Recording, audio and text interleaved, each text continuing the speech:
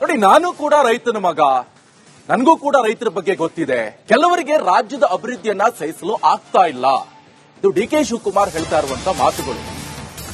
ಜೊತೆಗೆ ನನ್ನನ್ನು ಜೈಲಿಗೆ ಕಳಿಸಲು ಕೂಡ ಸಂಚು ಕೂಡ ನಡೆದಿದೆ. ಡಿ.ಕೆ. ಶಿವಕುಮಾರ್ ಜೈಲಿಗೆ ಹೋಗುವ ದಿನ ಹತ್ತಿರವಿದೆ ಅಂತ ಹೇಳ್ತಾ ಇದ್ದಾರೆ. ಸಂಚಿನ ಬಗ್ಗೆ ಒಂದು ದಿನ ಎಲ್ಲವನ್ನೂ ಕೂಡ ಹೇಳ್ತೀನಿ, ಕುಮಾರಸ್ವಾಮಿ ಆಶಯಕ್ಕೆ ಒಳ್ಳೆಯದಾಗ್ಲಿ ಅಂತ ಸಿಎಂ ಡಿ.ಕೆ. ಶಿವಕುಮಾರ್ ಹೇಳ್ತಾ ಇದ್ದಾರೆ ವಿಧಾನಸೌಧದಲ್ಲಿ.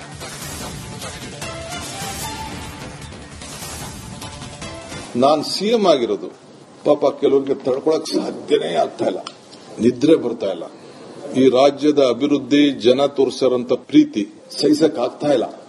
ನನ್ನ ಜೈಲಿಗೆ ಕಳಿಸಬೇಕು, ಜೈಲಿಗೆ ಹೋಗೋದಕ್ಕೆ ಎಷ್ಟು ವರ್ಷಗಳಿಂದ ಸಂಚುಗಳು ನಡೀತು ಅನ್ನೋದು ಕೂಡ ನಾನು ಇನ್ನೊಂದು ದಿನ ನಿಮಗೆ ವಿವರಿಸಿ ನಾನು ತಿಳಿಸ್ತಾ ಇದ್ದೇನೆ.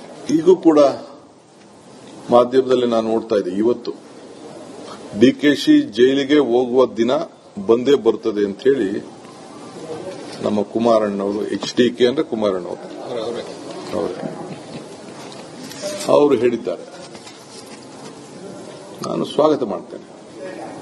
ನಿಮ್ಮ ಆಸೆಗೆ ಒಳ್ಳೆಯದಾಗಲಿ, ನಿಮ್ಮ ಹೋರಾಟ ಮುಂದುವರಿಲಿ. ಜೈಲೇ ನನಗೇನು ವಸ್ತೇನಲ್ಲ. ತಾವು ಕೂಡ ಬಂದು ನನ್ನ ಜೈಲಲ್ಲಿ ಬಹಳ ಗೌರವದಿಂದ ನೋಡಿದ್ದೀರಿ. ತಾವೇನೇನು ಪ್ರಯತ್ನ ಮಾಡಿದ್ರಿ ಅನ್ನೋದು ಕೂಡ ನನಗೆ ಅರಿವಿದೆ. ಚನ್ನಪಟ್ಟಣದಲ್ಲಿ ಏನ್ ಮಾತಾಡಿದ್ರಿ ಎಂದು ಕೂಡ ನನಗೆ ಅರಿವಿದೆ. ತಾವು ನನಗೆ ತೋರಿಸಿದಂತ ಪ್ರೀತಿ, ವಿಶ್ವಾಸ, ಅಭಿಮಾನ